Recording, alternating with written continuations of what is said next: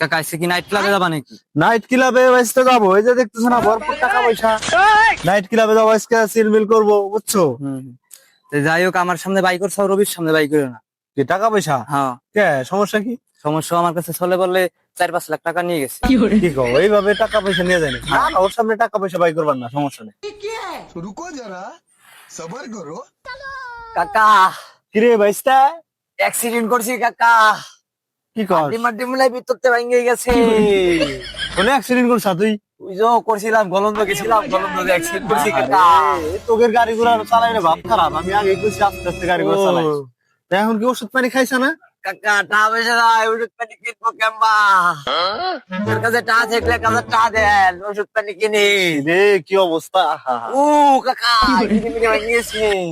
এ কান্দিস না, কান্দিস না, এনে ও এনে 4-5 হাজার টাকা আছে, যা ওষুধ পানি খাগে। কাকা, লাগলে উপকার আবার করছেন মেলা।